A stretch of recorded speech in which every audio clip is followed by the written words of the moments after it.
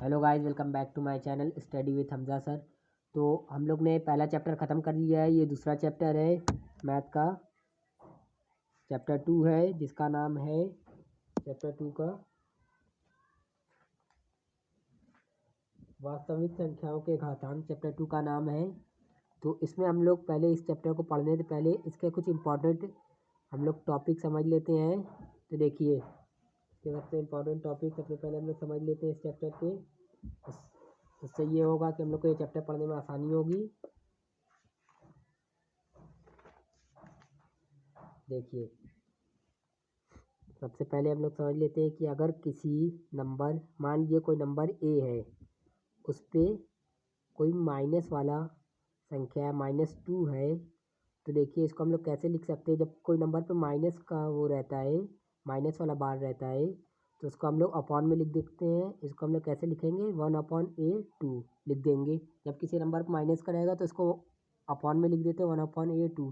देखिए, अब दूसरा इसका क्या है कि अगर कोई नंबर ए है, उस पर उसका स्क्वायर है, फिर इनटू में है कोई नंबर ए, वही नंबर है और उसका क्यूब है उसका। तो देखिए, आधार सेम है, घात अलग अलग है, तो ये दोनों प्लस हो जाती हैं ऐसे स्थिति में। देखिए 2 + 3 हो जाएंगे और यहाँ ये कितना हो जाएगा 5। अगर आधार सेम है और घात अलग अलग है तो दोनों प्लस हो जाती हैं। देखिए, इसका तीसरा वाला में देख लेते हैं क्या कह रहा है।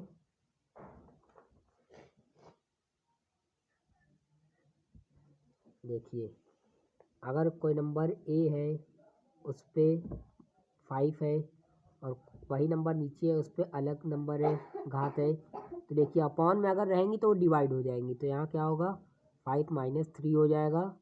अपॉन में अगर कोई सेम नंबर है और उन पर घात अलग अलग है तो वो दोनों माइनस हो जाती हैं। तो यहाँ देखिए 5 में से 3 माइनस होगा, 2 आ जाएगा। और अगर सेम है और मल्टीप्लाई में तो प्लस हो जाती हैं, और सेम आधार है और घात अलग अलग है, डिवाइड में है, तो माइनस हो जाती हैं।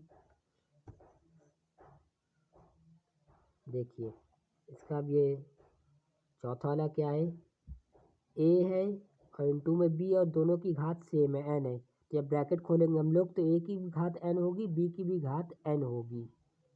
कोई नंबर है अलग अलग है ए बी और उन पे सेम घात है, एन है, और उनको ब्रैकेट में होल करके लिखा है, तो जब ब्रैकेट खोलेंगे तो ए पे भी एन घात होगी और बी पे भी एन घात होगी। देखिए, यदि इसका पांचवा क्या है टॉपिक, या अगर कोई नंबर है उस पर 0 घात है, कोई घात है ही नहीं, 0 है, तो वो किसके बराबर हो जाता है, 1 के बराबर हो जाता है।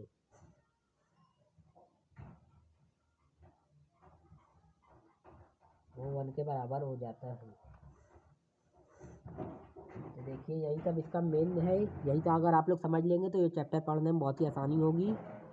वीडियो अच्छा लगा हो तो चैनल को लाइक करिए, सब्सक्राइब करिए और बेल आइकन दबाना ना भूलिएगा। और पहला चैप्टर अगर आप लोग को पढ़ना है तो मेरे चैनल में जाकर उसमें से आप लोग पढ़ सकते हैं।